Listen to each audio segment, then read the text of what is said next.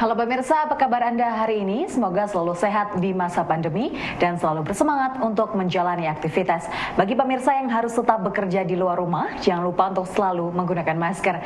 Hari ini program Berita Newspoint hadir menjumpai Anda bersama saya, Belinda Amanda.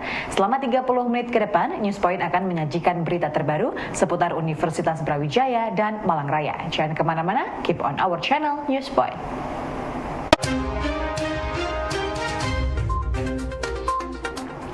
Pemirsa, dapur umum yang berlokasi di Posko Sumberwuluh, Desa Sumberwuluh, Kecamatan Candipuro, setiap harinya menambah jumlah nasi bungkus untuk didistribusikan ke posko-posko yang lain. Pada Senin 6 Desember 2021, Firna Irawan dari Taganalumajang yang bertugas sebagai koordinator dapur umum Posko Sumberwuluh menuturkan bahwa dapur umum ini telah berdiri sejak Sabtu sore pasca Semeru erupsi. Di hari Sabtu, timnya membuat 1.900 nasi bungkus dengan menu nasi, telur, dan juga mie sayur. Jumlah ini makin bertambah tiap harinya. Di hari Minggu menjadi 2.700 nasi bungkus dan di hari ketiga atau Senin kemarin bertambah menjadi 3.000 lebih nasi bungkus.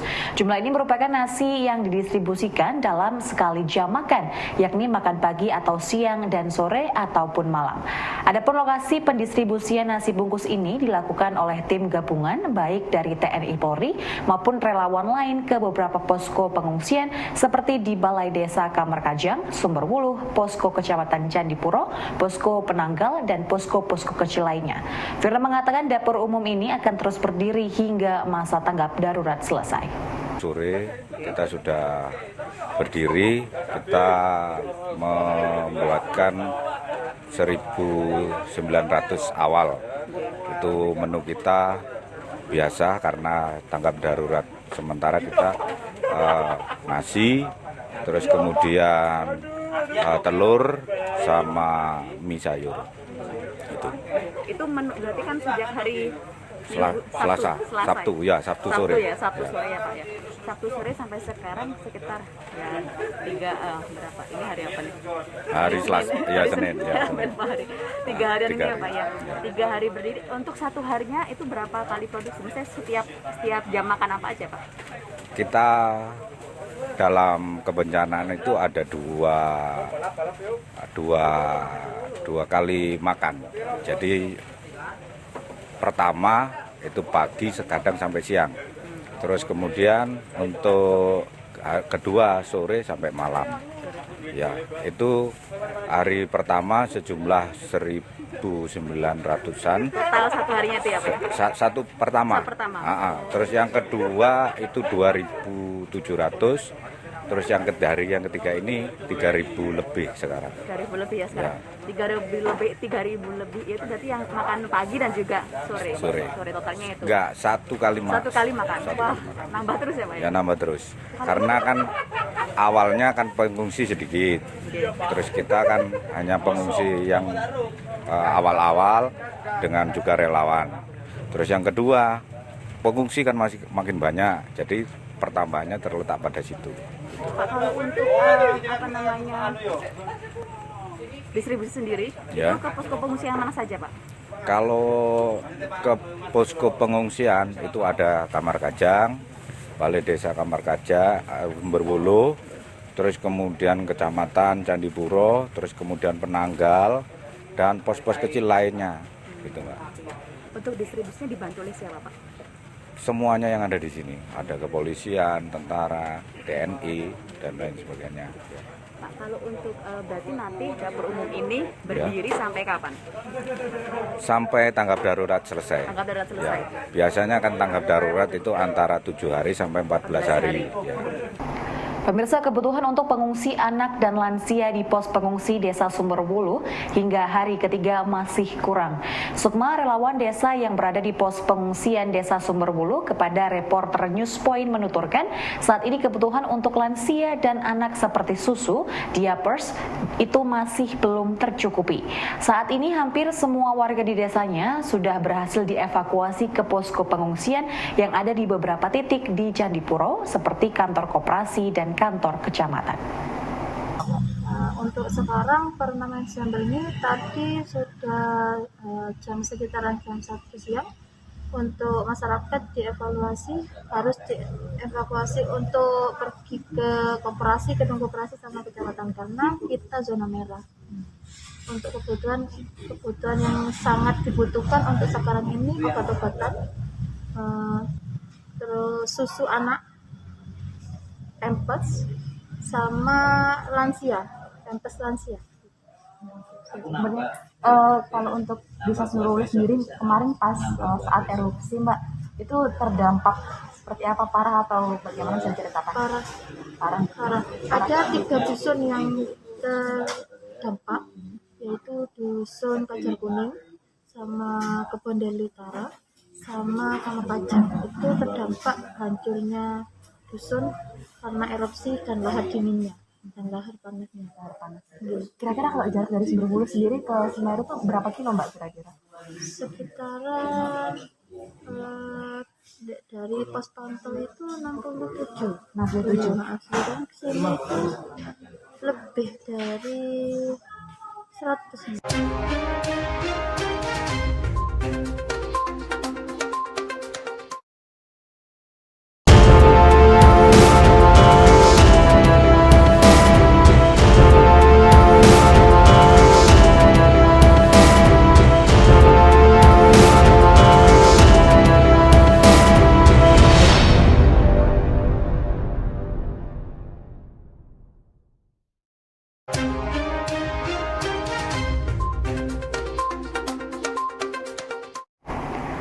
Pemirsa, jejaring alumni UB yang berada di Lumajang dan sekitarnya aktif terlibat dalam membantu korban erupsi Gunung Semeru. Abdul Hamid, alumni FPUB yang aktif dalam komunitas 32 Institut Lumajang, mengatakan sejak Sabtu malam lalu secara personal dan institusi jejaring alumni UB sudah bergerak untuk mengirimkan logistik dan membantu penggalangan logistik dari luar Lumajang. Hari ini pun bersama timnya, Abdul Hamid memandu tim dari Ikatan Alumni UB bergerak membawa bantuan menuju Lumajang. Dirinya mengapresiasi banyaknya dukungan dari berbagai pihak, baik kelembagaan maupun perseorangan yang turun tangan membantu korban erupsi Semeru. Alumni UB yang terakomodasi di sini di 32 institut itu kita bergerak secara personal juga dan juga ikut yang organisasi yang lain juga. Intinya kita berkolaborasi lah Mas di situ. Jadi ada juga dari teman-teman di luar Lumajang mengkomunikasikan ke kita untuk menyalurkan. Selain dari teman-teman IKUB, juga ada di luar itu, ya kami juga akan mengarahkan bantuannya ke posko-posko itu. Jadi seperti itu Mas. Dari berbagai elemen masyarakat ya, baik itu dari kelembagaan atau komunitas hobi itu memang sudah saling berbaur atau saling berkolaborasi untuk bisa membantu atau meringankan beban-beban warga yang ada di Kecamatan Candipuro utamanya ya Mas. Kalau yang di Pronojiwo mungkin sudah ada kurang begitu paham saya kalau di sana ya. Karena kalau yang saya ada di Lumajang yang lebih banyak tahu di Kecamatan Candipuronya. Dari berbagai elemen masyarakat termasuk dari organisasi sekitar juga banyak sudah turun tangan, atau baik yang perseorangan itu juga ada yang untuk membantu logistik. Jadi malam pertama itu malam minggunya sampai Senin itu kebanyakan yang di dropship itu logistik Mas, untuk kebutuhan makan, minum dan juga pakaian itu cepat untuk penanganannya di sana. Pemirsa, Dr. Luki Endrawati dari Kantor Layanan Hukum KLHUB menilai bahwa sistem atau mekanisme pendokumentasian kasus di internal UB belum berjalan dengan baik, termasuk dalam proses serah terima tanggung jawab antar pimpinan lembaga untuk tugas yang belum selesai. Hal ini disampaikan saat menanggapi peran universitas dalam menangani kasus kekerasan seksual seperti kasus yang menimpa almarhumah Novia Widyasari, mahasiswa FIB-UB. Nah, ini juga menjadi saran juga ya, kritikan terhadap lembaga-lembaga, semua lembaga di internal UB agar ketika terjadi pergantian kepemimpinan itu ada yang namanya penyerahan tugas-tugas yang belum tuntas. untuk dituntaskan dengan segera, gitu loh. Ini juga nantinya ya terkait dengan ULT KSP itu kan itu Mbak tentatif yang ada di apa ya petugas atau pihak-pihak yang bertugas di ULT KSP itu kan nggak selamanya nggak seumur hidup di situ, apalagi mahasiswa gonta-ganti, para leganya juga gonta-ganti. Lah ini perlu untuk yang namanya dokumentasi kasus. Karena apa? Dengan ada dokumentasi kasus itu kita tidak akan mengulangi kesalahan-kesalahan kemarin. Dan kita juga tahu progresnya gini. Dan kalau ada masalah-masalah yang hampir-hampir mirip seperti ini, kita bisa mencoba alternatif yang lain dan sebagainya. Itu yang penting. Makanya entry point-nya di situ internal ini. Sebagus-bagusnya pertorbuh opo. Kalau tidak ada pendokumentasian kasus, terutama saya berbicara kasus-kasus terkait dengan KSP ya, kekerasan seksual dan perundungan, itu ya sama saja, sebagus-bagusnya lembaga tidak akan bisa mengcovernya. Pemirsa, peneliti LPM UB Dr. Asep Prihantono meminta kepada para peneliti muda di UB untuk dapat menunjukkan kebaruan dalam merencanakan proposal risetnya. Ukuran kebaruan ini menurutnya tidak harus baru sama sekali, namun menggunakan referensi atau riset terbaru sebagai acuan. Kebaruan inilah yang menurutnya menjadi salah satu poin yang menarik bagi lembaga donor atau lembaga yang menyediakan dana riset. Selain itu, kebaruan juga memancing peneliti untuk terus melakukan penemuan atau inovasi baru dalam bidang tertentu. Menarik ini kalau membicarakan state of the art atau kebaruan itu memang kalau betul-betul baru itu justru sulit kalau menulis proposalnya itu.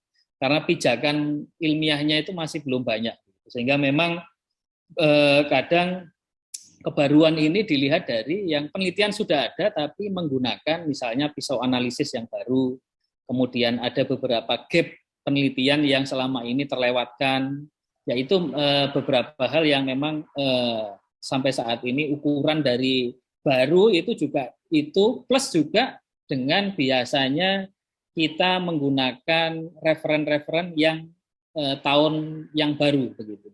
Ada yang membatasi maksimal 5 tahun, artinya kita tidak mengulang-ulang penelitian yang sifatnya itu sudah banyak, hanya dengan menggunakan sampel yang berbeda saja.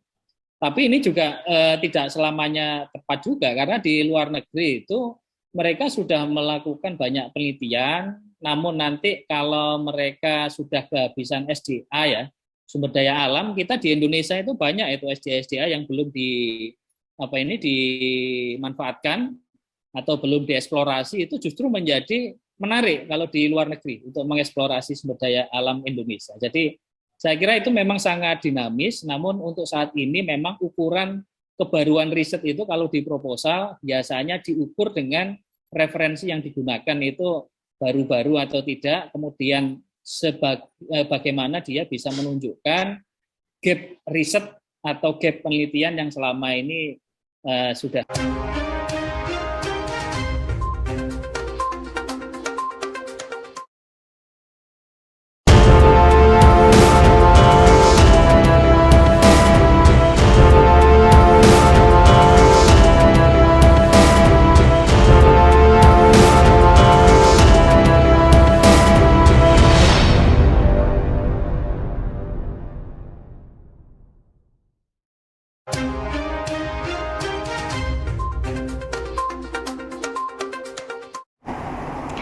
Pemirsa, Disnatalis Universitas Brawijaya yang ke-59 diramaikan dengan cara rutin tahunan, yakni Brawijaya Mengaji dan Naung Kampus. Brawijaya Mengaji dilaksanakan secara hybrid, sedangkan Naung Kampus adalah lomba penataan lingkungan kampus sesuai dengan kaidah Green Campus. Hal ini dijelaskan oleh Ketua Disnatalis UB ke-59 Wayan Wirdaus Mahmudi. Kemudian ada kegiatan yang lain, ini Brawijaya Mengaji. Ini seperti yang lalu kan mengundang anak yatim, kemudian ada lomba semacam MTG gitu ya. Tapi ini dilaksanakan secara hybrid. Banyak yang dilakukan secara daring gitu ya. Jadi karena kondisinya tidak mungkin. Jadi lomba mengaji silakan nanti secara offline dipakai Zoom atau media yang lain. Nah itu kita lakukan. Jadi tidak mengurangi makna seperti sebelum pandemi, tapi mengurangi risiko penularan, lah, gitu ya. Jadi mengantisipasi kegiatan ini. Nah, kemudian ada kegiatan lomba Green Campus, penataan lingkungan kampus. Jadi nanti ada juri eksternal, kami mengundang dari semacam asosiasi arsitektur gitu ya, untuk menilai penataan masing-masing fakultas dan unit itu seperti apa.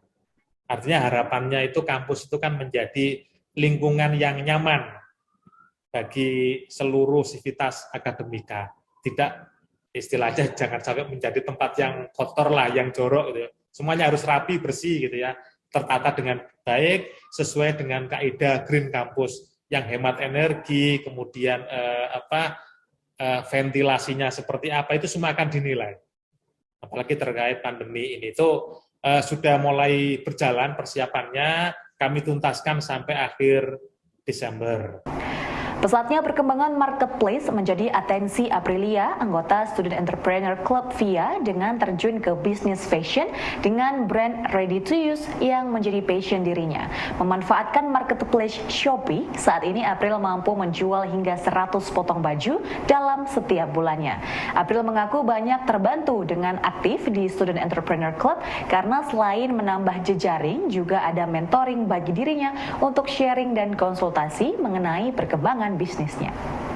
Jadi saya mulai bisnis fashion ini dengan nama Ready to Use, dengan alasan aku tuh pengen konsumen ini kayak udah siap pakai gitu loh. Soalnya awal dulu aku buat bisnis ini kan masih kayak jualan kaos style seperti itu. Tapi lama-kelamaan fashion cewek ini kan semakin kayak berubah-ubah. Nah, yang semakin tren kayak perkembangan masa bisnis itu lebih ke kaos lengan panjang gitu, jadi kan lebih simpel gitu kan. Makanya saya memilih bisnis ini. Di sini saya memilih marketplace di Shopee, soalnya di sini tuh kayak lebih mudah gitu jangkauannya. Terus biaya periklanan juga lebih murah gitu. Sama tim Shopee tuh selalu mengawasi pelaku usaha ini, kayak ngasih materi pembekalan bisnis seperti itu. Pemirsa, UB Forest yang merupakan unit usaha di bawah Badan Usaha Akademik UB membidik pemasukan dari lini usaha baru. Manajer produksi UB Forest, Dr. Mufid Zamroni, menegaskan lini baru tersebut berupa kafe alam dan pengelolaan event. Menurutnya, dengan potensi alam yang asri dan alami, maka usaha kafe serta sarana event seperti gathering, komunitas camping, pelatihan dapat menjadi pemasukan baru bagi UB Forest. Selain itu, lini usaha ini juga akan memberikan dampak positif bagi masyarakat sekitar untuk ikut berpartisipasi dalam pengelolaannya. Kita saat ini mempersiapkan semacam warung alam atau mungkin kafe ya, kafe yang nuansanya itu lebih dekat dengan alam, dan itu juga di ketinggian karena di UB Forest itu di titik 1200 ya mdpl. Jadi kami mencoba mengingat kalau akhir pekan itu di sana banyak sekali orang aktivitasnya itu adalah wisata adventure, baik itu trail ataupun off-road ataupun juga hanya sekedar untuk main-main. Begitu juga dengan mahasiswa, itu banyak juga yang melakukan penelitian-penelitian di lapang sana, sehingga itu yang kami lihat ada potensi untuk kita membuat semacam kafe ya, kafe kecil-kecilan yang pokoknya nuansanya itu alam dan juga event ini bagian dari memang hal baru saat ini. Saya mencoba membuat event itu begini Mas, di sana itu kan ada pendopo, ada lapangan, ada juga spot-spot yang bisa dipakai untuk kegiatan outbound ataupun juga pelatihan-pelatihan soft skill kayak gitu. Jadi kalau event itu begini, kalau ada komunitas atau juga ada yang ingin nyewa lapangan aja, itu kami perbolehkan. Ada juga kalau yang pengen hanya pakai misalnya pendopo itu hanya untuk kegiatan indoornya itu. Pemirsa, informasi tadi sekaligus menutup perjumpaan kita hari ini. Jangan lupa untuk selalu menyaksikan News Point setiap hari pukul 19.30 waktu Indonesia Barat hanya di UBTV, Televisi Pendidikan Universitas Brawijaya. Saya Belinda Amanda dan seluruh kru yang bertugas pamit undur diri. Tetap patuhi protokol kesehatan, wajib menggunakan masker. Terima kasih dan selamat beraktivitas.